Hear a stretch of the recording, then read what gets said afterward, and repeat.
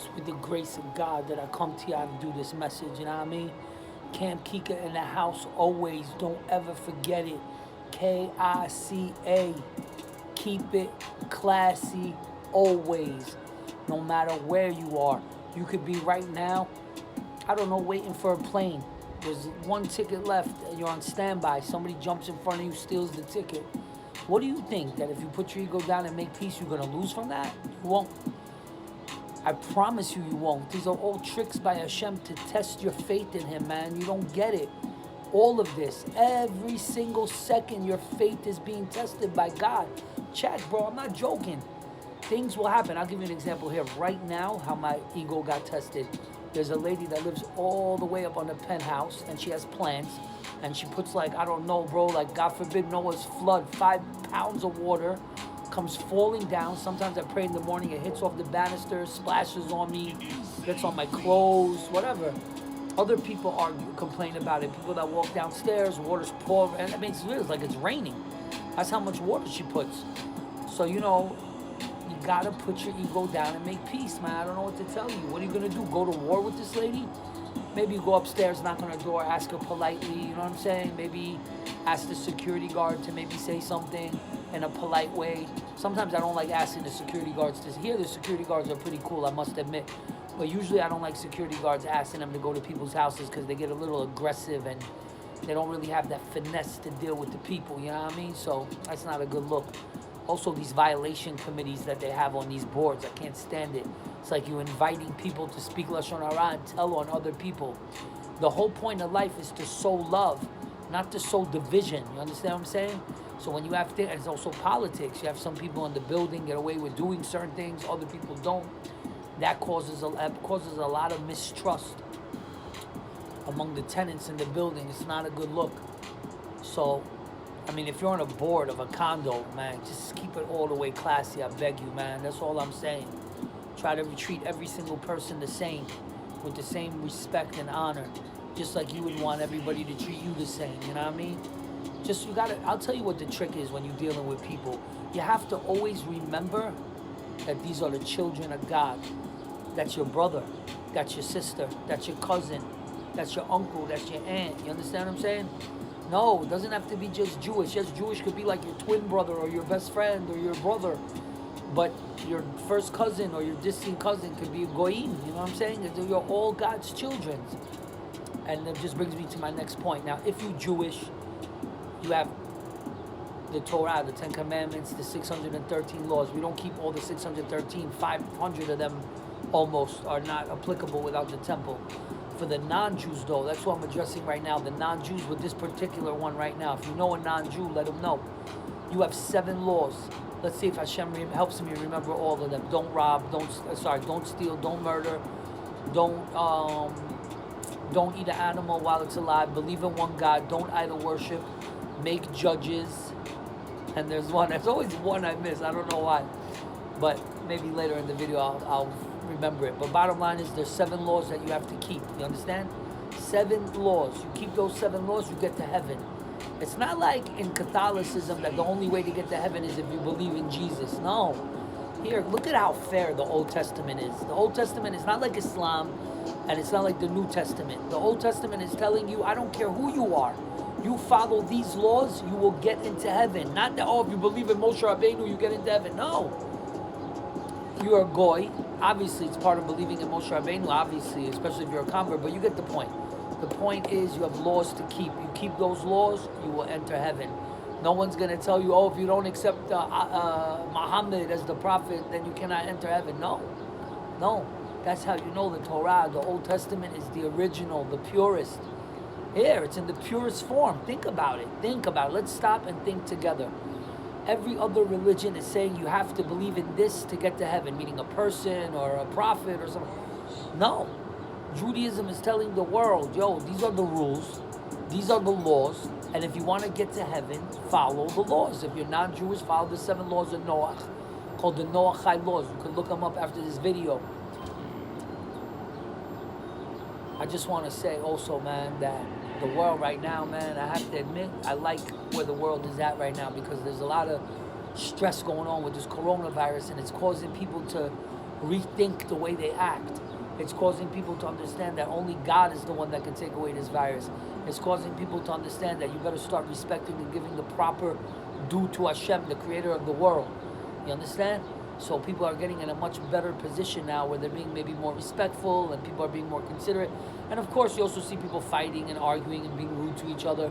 But for the most part, most people understand this is a warning from Hashem. I'm sure they're going to try their best to be better people. And God willing, a lot of people will get saved and grow on whatever progress they've made so far. You understand?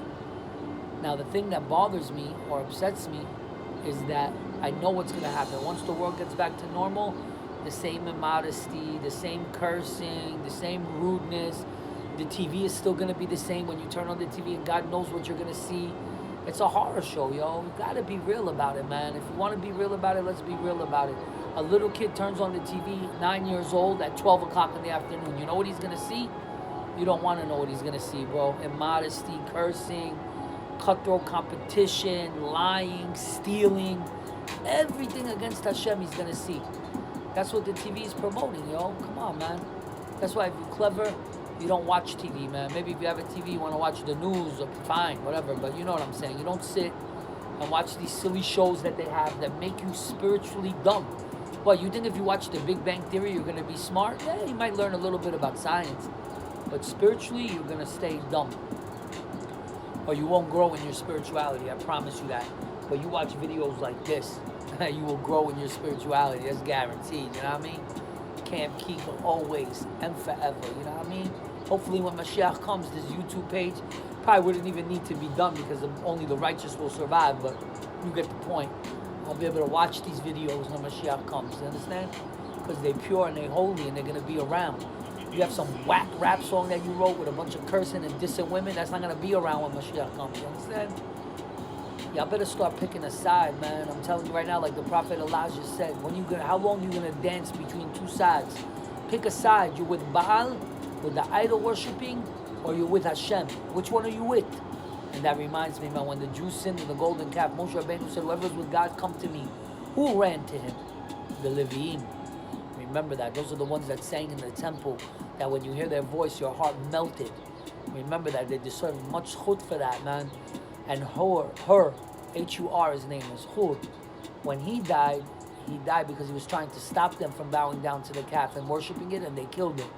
What do you think? He lost from that? He didn't lose from that.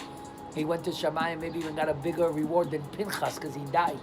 You understand? Check, man. Check with some logic and some reality, and you're going to see, man, the ones that are stuck to God and do everything they can to help his children, those are the ones that are going to be forever in peace. Those are the ones that are going to reap the reward of his grace. Remember that, bro.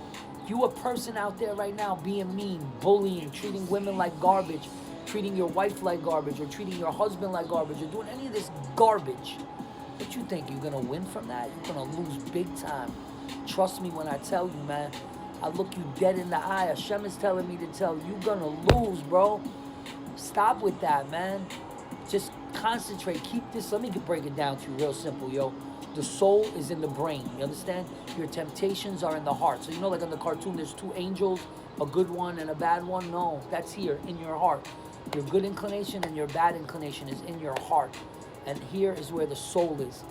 Now, if you let your emotions take over your brain, you're going to make the wrong decision. Like a judge, he has in front of him a rich guy and a poor guy that can't pay the rent. If he has mercy on the poor guy, he doesn't have mercy on the rich guy. You understand what I'm saying? So that's already the temptation and the heart, your emotion overcoming the brain. No, that's not how Torah works. In Judaism, the brain overcomes the emotion. You understand? That's why, and please forgive me for saying this, but I only say this because Hashem said it. In the Torah, Hashem commanded Shaul to kill Amalek, all of them, even the children. And he did, and they did. And that's from Hashem. Think about it, bro. Killing his own children? Yes. Sometimes you don't have to have mercy. You have to kill according to the Torah. Today, obviously, it's not like that. But we're talking about in the time of the temple when people did kill. And there were wars actively going on in Israel all the time.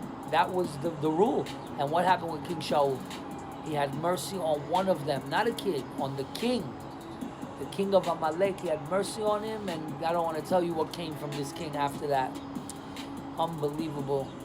No mercy. You understand? Sometimes you're not supposed to have mercy. Here, if your kid is bullying another kid in a sandbox and he's 5 years old, you're going to have mercy on your kid? What about the other kid that got bullied? You understand? Don't have what's called misplaced mercy. Have mercy on everybody.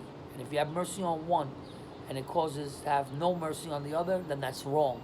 You're being misled by the Satan. Trust me when I tell you, man. And these videos really is to help fight the Satan. I want you to understand that. Fighting the Satan means you get up in the morning, you're too tired to pray. I come and I give you a speech you never lose when you do the word of God. Get up now and pray. Then you can go back to sleep in a half hour. No problem. That's how you kill the Yetzer Hara. So it's almost like I do battle with the Yetzer Hara. I don't suggest people go to fight with the Yetzer Hara. He's very strong, much stronger than me, obviously. But when I'm stuck to the Torah, I could destroy him. I'll look right in the camera. I'll let you know that. How do I know? How can I say that? You know how I can say that? Because Hashem told you the antibiotic to the Yetzer Hara is the Torah. The wisdom and knowledge of the Torah. You want to go, God forbid, look at immodest women on the beach or on a computer. You think a million times when you stuck to God. It's not the right thing to do. It can affect my soul. My soul is pure. Don't let those images go in. Remember, the eyes work two ways. It's not a one-way street. Things go in that you see, and also you could put an evil eye on somebody, curse somebody with your eyes, so you see things come out. You understand? It's very deep the process how it works, man. If you really got a second to stop and think about the biology of the body and how the body works, bro, you would flip out, man. It's crazy how many things are happening. I'll give you just one secret a lot of people don't know. Do you know when a woman breastfeeds, what comes out of her breast is actually blood, but it converts to milk as it releases? Check it if I'm wrong. Check it if I'm wrong. Crazy how it works. Also, when a baby is born, at the second it's born, all the holes that were open close, and all the holes that were closed open at that second. If not, the baby would die. Amazing. Stop, think, give thanks to the Creator, yo, because without Him, you wouldn't even be able to enjoy, not even to taste a cherry, you wouldn't be able to do. You understand? Hashem, I hope and pray that you put me in a place of peace, love, respect, grace, and the ability to connect with your children, Jews and non-Jews alike, and help them get extra close. I love you, Hashem.